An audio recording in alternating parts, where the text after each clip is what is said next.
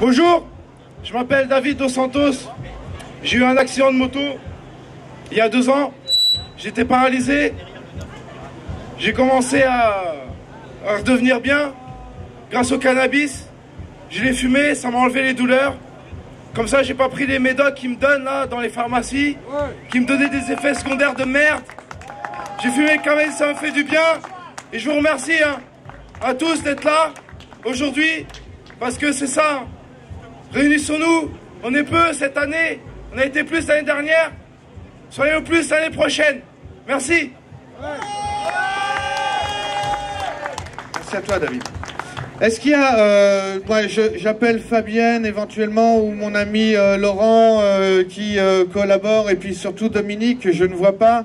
Il y a d'autres prises de parole intéressantes. Là, je vois par exemple des jeunes entrepreneurs qui essayent justement de développer autour du cannabis une culture, et au travers de leurs vêtements, au travers de leurs casquettes, eh ben, ils font évoluer nos mentalités, et ça aussi, il faut le dire. Donc, une petite page de pub pour Tiller, pour nos amis de Démosphère, pour ceux qui délivrent des idées et des bonnes choses.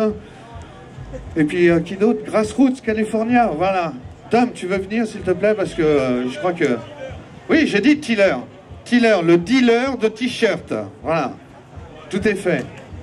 S'il y a d'autres personnes qui... Je parlais à Laurent, je sais pas, je l'entends, je sais pas s'il est là. Laurent, s'il m'entend. Dom, tu m'abandonnes. Bon, Dominique Brock, vous l'avez sans doute vu dans les journaux, entendu à la télé, et vous aurez sans doute entendu parler des Cannabis Social Club. Il a, il y a 1 an, il a eu le courage de faire ce que tout à l'heure Jean-Pierre a fait, et de lancer une action de désobéissance civile. Là, je fais ça pour meubler, parce que je préférais que ce soit lui qui vienne le dire directement. Même si, bon, voilà, au titre de l'ENCODE, je pourrais vous parler de ce qui se passe avec les Cannabis Social Club en Espagne, en Europe, et même au-delà de l'océan Atlantique, en Amérique latine et au Canada. Merci, Dom. Ouais. Bonjour, merci à tous d'être venus. Bon, Farid a fait les présentations, donc voilà.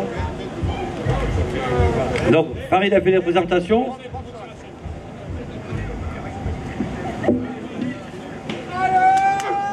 Ah bah ouais, c'est mieux. Donc je vous remercie vraiment d'être venus.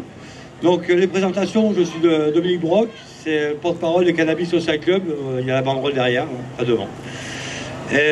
Farid nous a présenté, effectivement, nous sommes des citoyens français en action de désobéissance civile. On entend par là, c'est qu'on ne fait rien de mal, mais il y a une loi. Cette loi que l'on combat tous, la loi du 31 décembre 70, qui nous pourrit la vie au quotidien. Et on avait le choix dans cette société, c'était soit d'acheter au marché noir et de cautionner l'économie souterraine, de la financer avec notre pognon, ou s'autoproduire. Et s'autoproduire chacun dans notre coin, c'était pas vraiment très solidaire. Parce que la justice arrive à avaler ce système-là.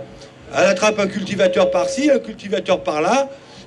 On n'applique pas la loi de toute manière, parce que la loi, quand on est cultivateur, c'est cour d'assises normalement, et pas correctionnelle. Donc on s'arrange pour détourner la loi ouvertement, mais à petite dose homéopathique, ça passe.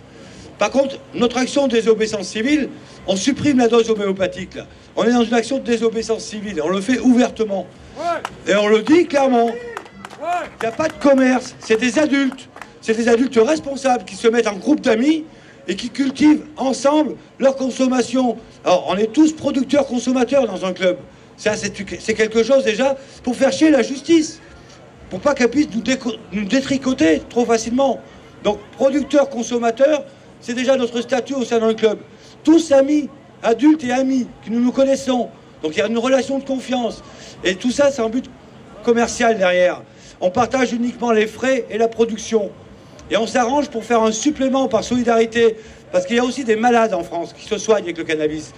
Et donc on prévoit dans chaque consommateur, dit ludique, enfin récréatif, prévoit dans les clubs de faire 10% de plus que sa consommation. C'est-à-dire quelqu'un qui a un besoin annuel de 1 kg va demander au club 1 kg 100. C'est-à-dire 100 grammes qui seront redistribués, gratuitement puisque c'est lui qui paye les frais, qui seront redistribués à quelqu'un qui nous sera envoyé pour faire un usage thérapeutique. Voilà. Alors effectivement, ce n'est pas de l'herbe médicale que l'on produit. On n'a pas les moyens. Mais c'est quand même quelque chose qui est beaucoup plus sain que ce qui est vendu au marché noir et surtout qui ne va pas enrichir l'insécurité dans notre pays. Parce qu'aujourd'hui, les politiques qui nous fixent, parce que les lois nous fixent à l'économie souterraine d'une manière pernicieuse. S'autoproduire, on prend cour d'assises et on est des criminels. Acheter au marché noir, on est des simples délinquants. Donc déjà la loi est complice de l'économie souterraine et tous les prohibitionnistes, tous ceux qui soutiennent aujourd'hui la prohibition sont les complices des mafias. C'est eux qui permettent que ces mafias s'enrichissent par leurs lois. Donc ils sont complices, ce n'est pas nous en achetant. Et les cannabis social clubs, aujourd'hui ils existent, il y en a quelques-uns qui sont déclarés en préfecture. Sur les 7 qui sont parus au journal officiel à ce jour, il n'y en a que 3 qui sont poursuivis pour dissolution. Aucune dissolution à ce jour n'a été prononcée. Et la fédération du CSCF, le tribunal de Tours s'est réuni jeudi 2 mai pour décider de la dissolution ou pas, n'a pas été capable de se prononcer et a mis le délibéré au 20 juin. Mais de toute manière, dissolution ou pas dissolution, la désobéissance civile continue et continuera. Voilà.